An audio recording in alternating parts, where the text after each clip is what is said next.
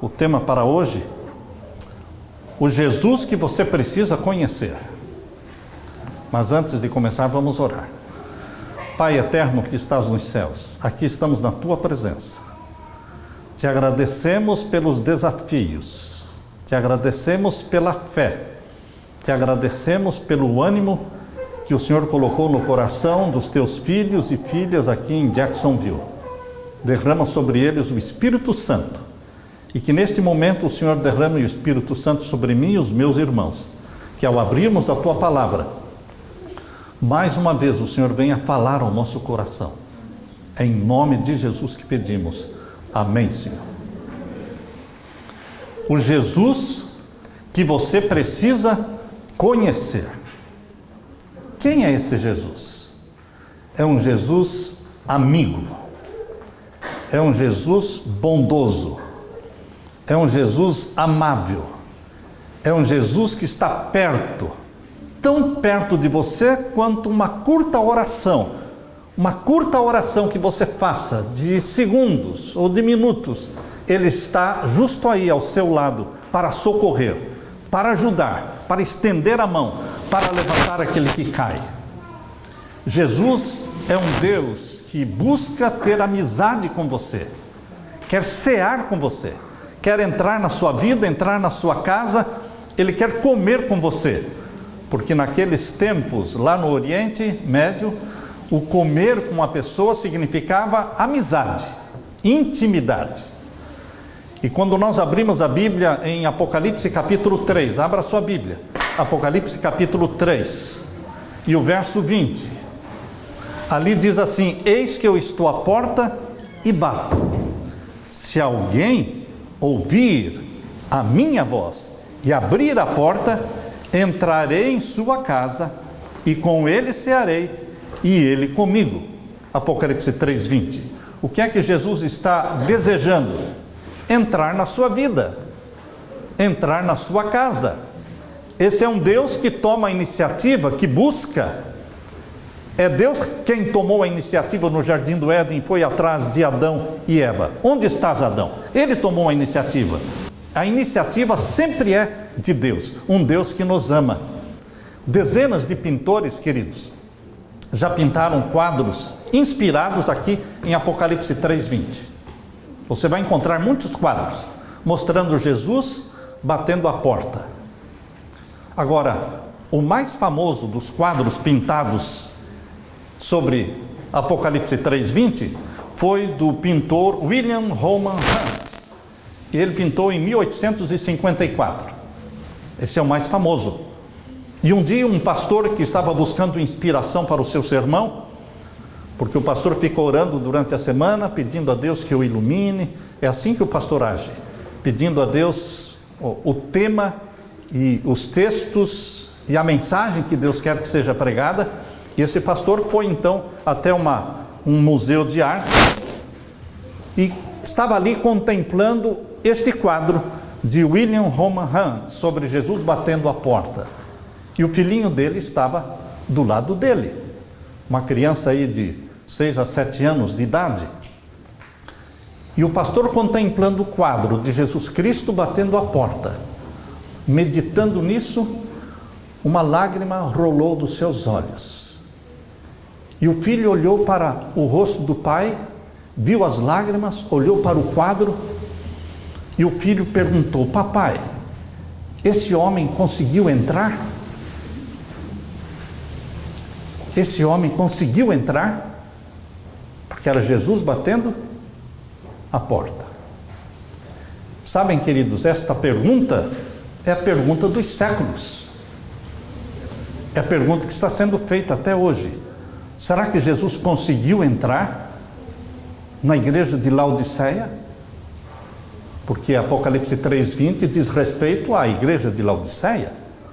Ou está Jesus do lado de fora? Temos lindas doutrinas, doutrinas irrefutáveis. Não tem como vencer um defensor da verdade bíblica com base nas 28 doutrinas fundamentais da igreja. Nós temos uma estrutura de igreja, temos hospitais, temos colégios, temos tudo Mas, queridos, em Apocalipse 3:20, falando da igreja de Laodiceia, mostra Jesus do lado de fora, batendo a porta, pedindo para entrar. Isto representa você e eu. Nós somos Laodiceia. Será que esta pergunta dos séculos, papai, esse homem conseguiu entrar? Jesus entrou na sua vida, ou você foi convencido por doutrinas? É fácil você se apaixonar pelas doutrinas da Bíblia e se acomodar com elas e esquecer que você precisa ter uma experiência pessoal com Jesus, conhecer quem é Jesus e o que significa Jesus na sua vida. Esse é o Jesus que você precisa conhecer, não é o Jesus das doutrinas, não é o Jesus da teologia, é o Jesus amigo, que quer viver com você, fazer parte dos projetos que você tem, dos planos da sua vida. Queridos, o Jesus que eu quero apresentar para vocês é um Jesus que é homem, e a Bíblia nos Evangelhos, Mateus, Marcos, Lucas e João, ali está amplamente descrita a vida desse homem chamado Jesus Cristo. Mas este homem, Jesus Cristo, não é tudo, porque ele não era somente homem. Ele era e ele é Deus. E queridos, quando Jesus Cristo disse em João capítulo 8, abra sua Bíblia, João capítulo 8, quando ele disse no verso 58, João capítulo 8 e o verso 58, quando Jesus declarou as palavras, disse-lhe Jesus, em verdade vos digo, que antes que Abraão existisse, eu sou. A expressão eu sou significa eterno. Eu sou o eterno. Onde estão aqueles que não creem na eternidade de Jesus? O que fazem eles com a Bíblia quando leem este verso? E depois dizem que Jesus Cristo, houve um tempo em que ele não existiu. Houve um tempo em que o Pai existiu e o Filho não existiu. Então, como é que você entende esse texto quando Jesus disse, eu sou? Ele não disse eu era, eu sou. Eu sou significa o eterno, o existente por si mesmo, o incriado. Esta é a definição de Deus. Deus é eterno, existente por si mesmo, incriado. Se Jesus não é eterno, não é existente por si mesmo e não é incriado, então ele não é Deus. Porque Deus criado, não, um Deus que foi gerado porque ele não existia antes. Não, meu querido irmão, minha querida irmã, Jesus é o grande eu sou. Existe muito mais acerca de Jesus do que os evangelhos apresentam. 27 vezes nos evangelhos Jesus usou a expressão filho do homem, porque ele amava a expressão filho do homem, porque ela cria um link com você. A expressão filho do homem relaciona Jesus com você, comigo, com a família humana. Por isso ele amava esse título, filho do homem. Mas isso não é tudo. Ele é filho de Deus, mas ele é eterno, é o filho eterno de Deus. E meu querido irmão, quando nós lemos o Antigo Testamento, nós vamos ver o Jesus Deus. Por isso que Jesus disse em João 5,39, abra sua Bíblia, em João 5,39, vejam as palavras de Jesus. João 5,39, examinais as Escrituras, porque vós cuidais ter nelas a vida eterna, e são elas que de mim testificam. Quando Jesus falou isso, só existiam as Escrituras do Antigo Testamento, o Novo Testamento ainda não tinha sido escrito. E Jesus está falando que as Escrituras do Antigo Testamento revelam Ele, porque são elas que de mim testificam. Eu quero apresentar para vocês o Jesus no Antigo Testamento. Abra sua Bíblia agora em João, capítulo 1. João, capítulo 1, vai nos conduzir para Gênesis, capítulo 1. Vamos ler primeiramente João, capítulo 1, e o verso 1 a 3. Isso vai nos conduzir ao Gênesis. Leia comigo. João 1, 1. No princípio era o Verbo, e o Verbo estava com Deus, e o Verbo era Deus. O Verbo é Deus. Os testemunhas de Jeová, naquela tradução que eles têm, Novo Mundo, que eles fizeram uma Bíblia só para eles, não é? Porque quando você prega a verdade, você usa a Bíblia. Agora, quando você não prega a verdade, você tem que fazer uma Bíblia para você. Porque você não prega a verdade, então tem que fazer uma Bíblia só para você, só para a sua igreja. Por isso eles fizeram uma Bíblia, uma tradução só para eles. E neste capítulo 1, verso 1, eles colocaram o D minúsculo. D minúsculo, como se existisse um Deus de segunda classe. Existe um Deus de segunda classe? Não, Deus é Deus. Eterno, incriado, existente por si mesmo. Não, mas se Jesus é chamado Filho de Deus, mas Filho de Deus não é uma profecia? Não é uma profecia ser Filho de Deus? Quando é que Jesus se tornou Filho de Deus? Quando ele foi gerado no ventre da Virgem Maria, gerado pelo Espírito Santo, ele foi chamado Filho de Deus. Isso está em Lucas capítulo 1, abra sua Bíblia em Lucas capítulo 1, vamos ver então o verso 35. Lucas capítulo 1 e o verso 35.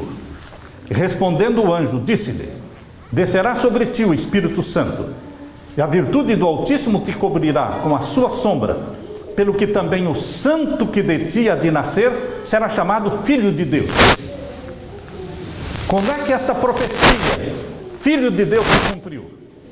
Quando ele foi gerado pelo Espírito Santo. Mas por que este título Filho de Deus é usado já desde o princípio, desde o Gênesis? Porque é uma profecia que existe desde o princípio. Tudo que você conhece de Deus, tudo que nós conhecemos de Deus está na Bíblia. E a Bíblia revela o plano da salvação. A Bíblia mostra o Deus em relação ao plano da salvação. Um pai que deu o seu filho, um filho que realizou a nossa salvação, e o Espírito Santo que distribui e aplica os méritos de Cristo na sua vida. Tudo que nós conhecemos de Deus é em relação ao plano da salvação após o pecado. Pai é um título, Filho é um título. Mas se Pai, Filho e Espírito Santo são títulos, qual é o nome da divindade? Qual é o nome então? O nome é YHWH. YHWH é o nome da divindade. É o tetragrama bíblico. Então, meus queridos, quando a Bíblia diz que Jesus é Deus, Ele é Deus. E eu não preciso explicar se é um Deus de primeira ou de segunda classe, porque não existe. Ele é Deus. Ele disse, antes que Abraão existisse, eu sou. Ponto final. Ele é eterno. Continue a leitura aqui no capítulo 1 de João, verso 2. Ele estava no princípio com Deus. Todas as coisas, quantas coisas? Todas as coisas foram feitas por quem? Por Ele. E sem Ele, nada do que foi feito se fez. Quantas coisas o Pai, Deus o Pai fez? Nenhuma. Todas as coisas foram feitas pelo Filho, eterno. É o título de Pai e Filho eternos. Por quê? Este é o título que a divindade revela dentro do plano da salvação. Tudo que a divindade planejou criar e fazer é através do verbo. Verbo significa ação. Verbo, em português, significa ação. Ele é quem coloca em ação os planos da divindade, tanto da criação quanto da redenção. É o Verbo. Por isso diz aqui que todas as coisas foram feitas por Ele, e sem Ele nada do que foi feito se fez. E o verso 14, e o Verbo se fez carne e habitou entre nós. Deus se fez carne. Deus não poderia morrer, nem que quisesse morrer. Se Deus disser assim, bom, eu vou morrer, não consegue. Existem algumas coisas que Deus não consegue fazer. A Bíblia diz que é impossível que Deus minta. É impossível que Deus minta. É impossível que o imortal morra, porque Ele é um imortal. Então, Deus teve que se tornar homem, teve que se tornar carne, para que como homem morresse na cruz do Calvário. E na cruz do Calvário morreu a natureza humana de Jesus Cristo. A natureza divina não morreu, não minguou, não diminuiu, porque isso seria impossível. Natureza divina não morre, nem que queira morrer. É imortal. Assim como eu também não consigo ser imortal por si mesmo, porque eu sou mortal. Mesmo que eu queira ser imortal, eu não posso ser, porque a minha natureza é mortal. A imortalidade que você receberá de Jesus. Nós nunca vamos ter vida em nós mesmos. Só Deus tem vida em si mesmo.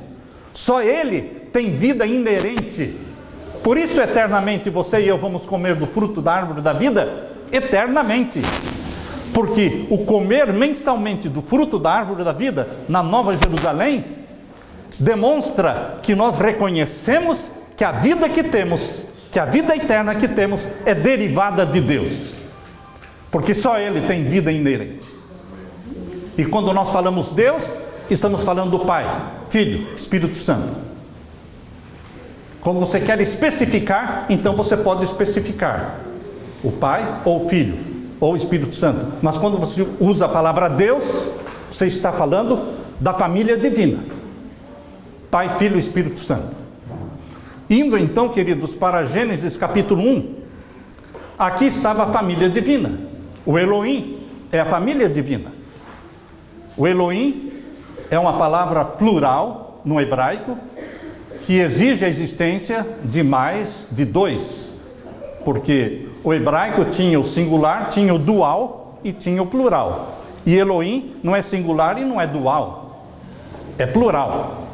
E aqui fala Gênesis capítulo 1, verso 1, no princípio criou Deus os céus e a terra. A palavra aqui é Elohim, é plural, é a família divina.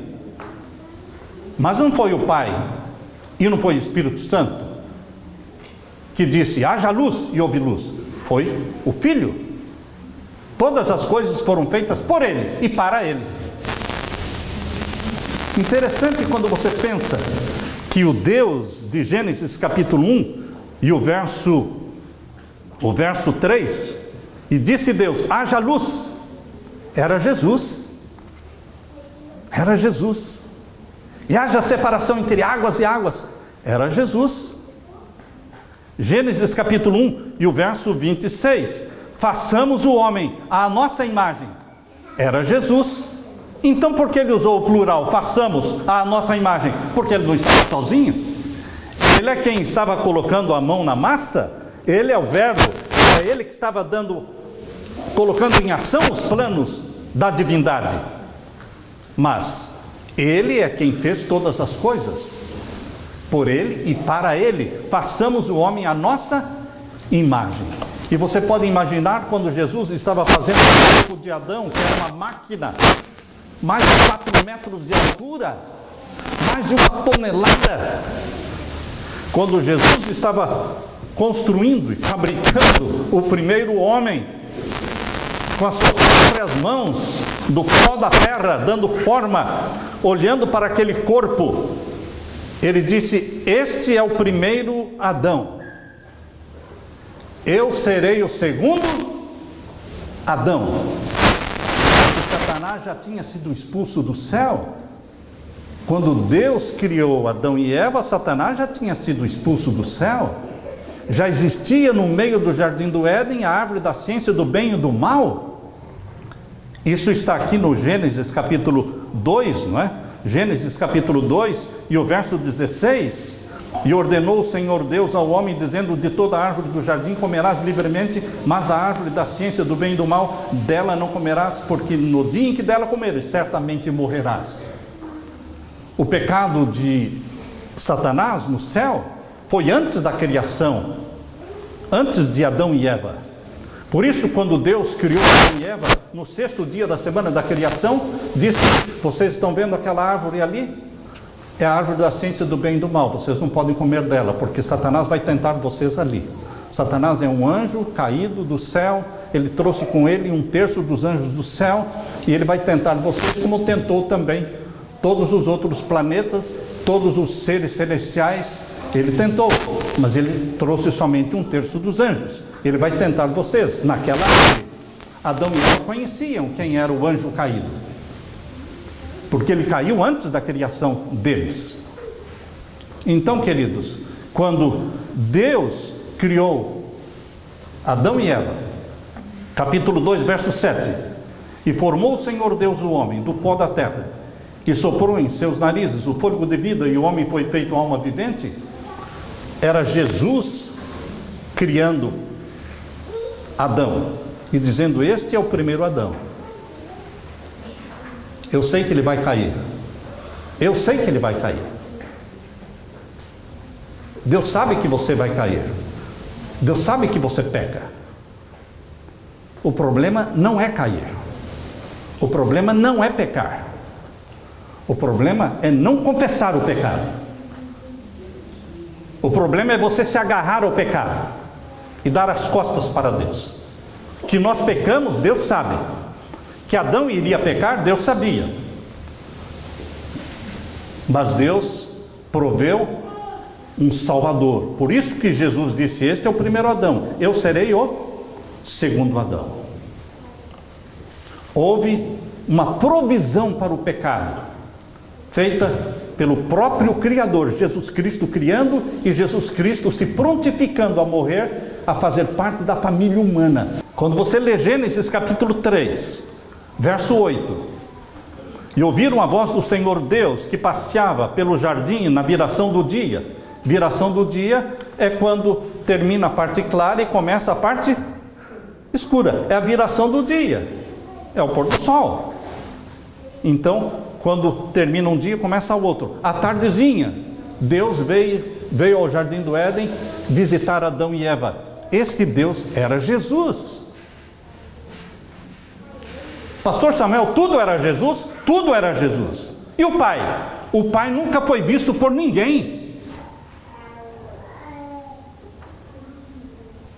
E o Espírito Santo já foi visto por alguém? Nunca. Ninguém jamais viu o Espírito Santo. Ninguém jamais viu o Pai. O único rosto divino que nós temos é o de Jesus. E ele veio para revelar o Pai. Este Deus que foi ao jardim do Éden buscando Adão. Onde estás, Adão? Era Jesus. E Adão se escondeu. Aqui diz o verso 8: e ouviram a voz do Senhor Deus que passeava no jardim pela viração do dia, e escondeu-se Adão e sua mulher da presença do Senhor entre as árvores do jardim. Queridos, era Jesus Cristo. Agora, quando Caim matou Abel, quem falou com Caim? Caim, que fizeste? Onde está Abel, teu irmão? Foi Jesus. Quem falou com Noé?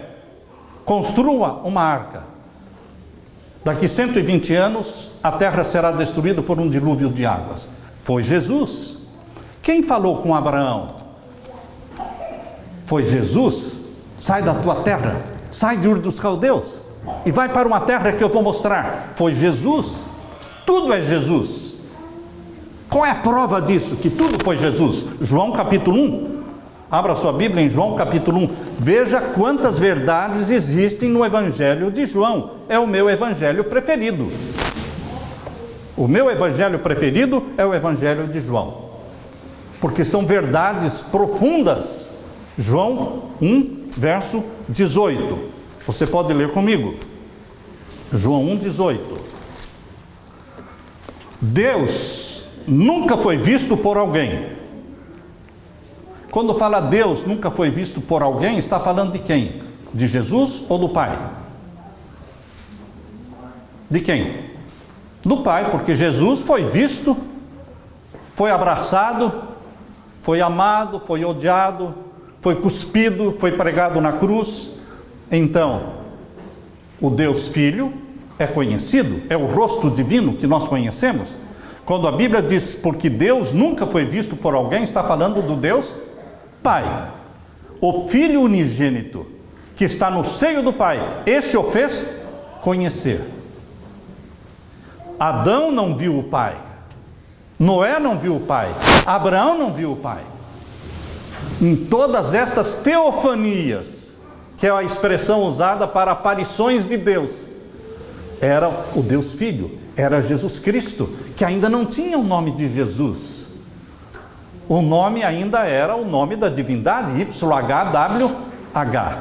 Quando você abre a Bíblia,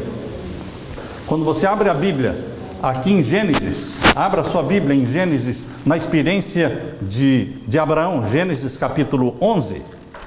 Gênesis capítulo 11. Aqui você vê que Abraão saiu de Ur dos Caldeus e fez uma viagem de cerca de 950 quilômetros, quase 1000 quilômetros, até a cidade de Harã. E ali em Harã, eles permaneceram alguns anos. E queridos, até que o pai de Abraão morreu. A Bíblia diz que Terá, pai de Abraão, o nome dele significa aquele que demora. Aquele que demora. Eles saíram de Ur dos Caldeus para ir para a terra prometida, mas eles pararam em Harã. Pararam tanto que Terá morreu ali. Quando ele tinha, a Bíblia diz aqui em Gênesis 11, 32, Terá tinha 205 anos e morreu em Harã. Aquele que se demorou muito. E depois que Terá morreu, Deus disse para Abraão, agora Abraão, novamente, você vai sair da tua parentela. Primeiramente, Abraão saiu de Ur dos Caldeus, mas a família toda foi junto. Ele não saiu da parentela. Pai, mãe, irmãos, sobrinhos, todos saíram juntos. E se demoraram em Harã. E depois que Terá morreu, Deus disse, agora você vai sair da tua parentela. O que é mais difícil? O que é mais fácil? Sair da cidade ou sair da parentela? O que mais dói em você? Ter deixado a sua cidade onde você nasceu ou ter deixado família? O que dói mais? Família. Mas agora, veja aí em Gênesis capítulo 12, Deus fala agora, você já não está em Ur dos Caldeus, você já está aqui há alguns anos em Harã, seu pai já morreu, e agora você vai deixar o quê? O resto da família. Veja aí o capítulo 12. Ora, o Senhor disse a Abraão, é a segunda vez, sai-te da tua terra e da tua parentela e da casa do teu pai, para a terra que eu te mostrarei, e far-te-ei uma grande nação, abençoar-te-ei e engrandecerei o teu nome, e tu serás uma bênção, e abençoarei os que te abençoarem, e amaldiçoarei os que te amaldiçoarem, e em ti serão benditas todas as famílias da terra. Assim partiu Abrão, como o Senhor lhe tinha dito, e foi Ló com ele, e era Abrão da idade de 75 anos, quando saiu de Harã. 75 anos de idade quando saiu de Harã. Queridos, quem era esse Deus que falava com Abraão? Jesus. A Bíblia diz que Abraão era amigo de Deus, ou seja, ele era amigo de Jesus. Como é bom ser amigo de Jesus. Eu me tornei amigo de Jesus, porque ele procurou a minha amizade. Eu, quando nasci, minha mãe me deu para ser pastor. E à medida que eu fui crescendo, ela dizia, você foi dado para ser pastor. Eu não gostava daquela ideia, não. Eu comecei a dizer, não vou ser pastor. Eu não quero ser pastor. Mas você vai ser pastor, eu fiz a minha parte. E quando foi para ir para o colégio internato, para o IAP, Instituto Adventista Paranaense, no Paraná, pertinho de Curitiba, ela disse: você vai, porque eu dei para você ser pastor. Eu não quero ir, você vai. Como faz falta a mãe do tipo da mãe Zulmira. Você vai. Eu fiz um voto e eu vou cumprir esse voto. Eu vou levar você para a escola dos profetas. Se você não for pastor, o problema é seu, mas eu vou fazer a minha parte. Eu não vou, você vai. E ela me levou e me colocou lá. Queridos, louvado seja Deus pelas mães de Israel. Fui consagrado para ser pastor sem querer ser, mas com 17 anos de idade eu assumi.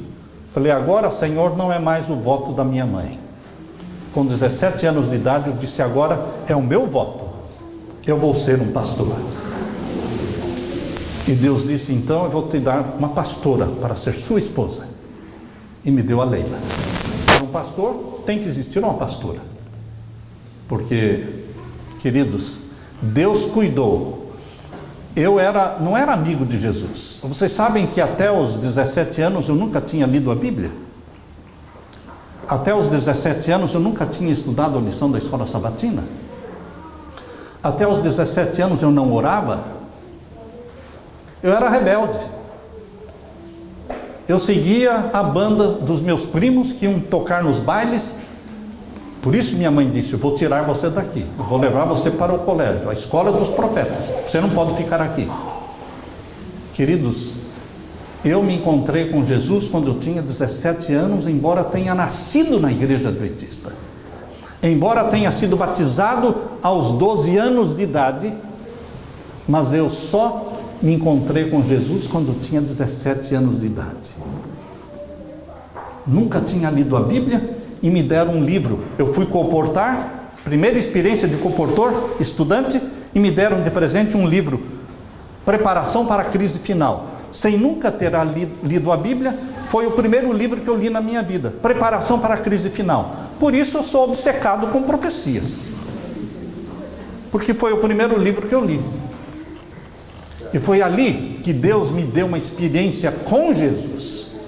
Foi ali na cidade de Londrina que eu aprendi a conhecer quem é Jesus, e que fiz o meu voto, o mesmo voto que Jacó um dia fez para Deus: se tu fores comigo e me abençoares e me protegeres de tudo que eu receber, te darei o dízimo. E foi ali, em Londrina, no fundo da igreja central de Londrina, que não existe mais, já foi derrubada. Ali eu fiz o meu voto: se o Senhor for comigo, me ajudar a vender os livros, a entregar os livros e ter o dinheiro para voltar para o colégio, o Senhor será o meu Deus, e de tudo que o Senhor me der, eu te darei 10% de dízimo e mais 10% de pacto, de oferta. Queridos, foi ali que eu tive uma experiência com Jesus, porque eu consegui vender e consegui entregar os livros. Éramos 4 colportores, 3 desistiram, foram embora, porque colportar é coisa difícil. Coisa difícil é colportagem, vender livros. Ninguém quer comprar livros. E os que compram depois não querem receber o livro. Mas Deus me ajudou. 3 foram embora, eu fiquei sozinho. Mas eu aprendi a conhecer Jesus de perto, porque Ele cuidou de mim. Este é o Jesus que bate à porta do seu coração e diz: eu quero entrar. Se você abrir a porta do seu coração, eu entrarei.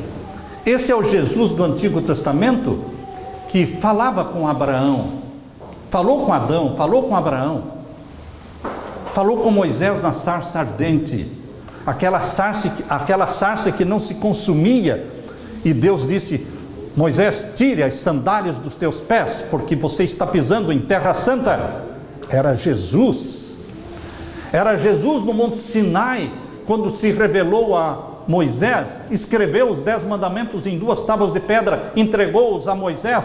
Era Jesus, não era o Pai escrevendo os 10 mandamentos, era Jesus. Meu querido irmão, o Jesus do Antigo Testamento A Bíblia está repleta do Jesus do Antigo Testamento. Por isso Jesus disse em João 5,39: examinai as Escrituras do Antigo Testamento, que eram as únicas Escrituras que existiam naquele tempo, porque são elas que de mim testificam. E aquele anjo que lutou com Jacó naquela noite inteira, lutando com ele, Jacó tentando se desvencilhar, pensando que era um inimigo, mas era o quê? Era Jesus que estava lutando com Jacó. Era Jesus que disse: Jacó, você não vai mais se chamar Jacó, enganador, mas você vai se chamar Israel, porque como um príncipe lutaste com Deus e venceste. Querido irmão, querido amigo, esse Jesus que abençoa, esse Jesus que permite você ser jogado na fogueira, como os 3 amigos de Daniel, ele entra na fogueira com você, ele não fica do lado de fora assistindo, ele entra junto, ele entra na sua vida. É esse Jesus que eu quero apresentar para você, que está tão perto de você, que é a distância de uma curta oração. É esse Jesus, o Miguel, que se revelou a Daniel. O Miguel que se revelou a Daniel é Jesus, é o nome de guerra de Jesus. Miguel é o nome de guerra. Quando ele luta contra Satanás, ele usa o nome Miguel. Abra sua Bíblia em Daniel capítulo 12. Daniel capítulo 12, nós lemos o verso 1. Daniel capítulo 12 e o verso 1. E naquele tempo se levantará Miguel, o grande príncipe. É Jesus que se levanta pelos filhos do teu povo, e haverá um tempo de angústia qual nunca houve, desde que houve nação até aquele tempo. Mas naquele tempo livrar-se-á o teu povo, todo aquele que se achar escrito no livro. Daniel está falando do seu tempo, do meu tempo, desta última geração, desta angústia qual nunca houve. Mas você não está sozinho. Miguel está com você. Não te deixarei ir, se não me abençoares, disse Jacó. Agarre-se a esse Jesus, meu querido irmão, minha querida irmã. Agarre-se a ele e diga: eu não vou te deixar ir, se não me abençoares. Eu preciso da tua bênção, Jesus. Obrigado, Jesus, por ser um Deus de amor, um Deus que se tornou carne e habitou entre nós, um Deus que se tornou homem para poder morrer por nós, um Deus que ressuscitou, deixando do túmulo vazio a sepultura aberta. Obrigado, Jesus, porque o Senhor vai voltar. Essa bendita esperança, Miguel vai se levantar para libertar o seu povo da angústia que está à nossa frente. Esta angústia não aconteceu ainda, está à nossa frente, mas ele está com você. Deixe-o entrar na sua vida. Eis que eu estou à porta e bato. Se você abrir a porta, eu entrarei, cearei contigo, você comigo, e seremos amigos. Amigos. Porque já não vos chamo de servos, mas de amigos. É isso que Jesus quer ser, seu amigo. Esse é o Deus, esse é o Jesus homem, esse é o Jesus Deus, que eu quero deixar com você. Amém? Amém. Quero orar com você neste momento. Pai Santo que estás nos céus, obrigado por esse Jesus homem, por esse Jesus Deus, por esse Jesus que acompanha a história da família humana desde o princípio. Esse Jesus Cristo que se tornou um de nós para sempre, nunca mais vai se separar da família humana. Obrigado por esta dádiva que o céu fez, de dar o teu Filho amado para morrer por nós. Que Jesus se torne amigo íntimo de cada um que aqui está. Derrama o teu Santo Espírito, Jesus amado, sobre cada um que aqui está. Todos os que estão ouvindo esta mensagem, que se agarrem a Jesus cada dia e digam: não te deixarei ir, Jesus, se não me abençoares. Dá-nos a tua bênção, Jesus, em teu nome que pedimos. Amém, Senhor. Amém.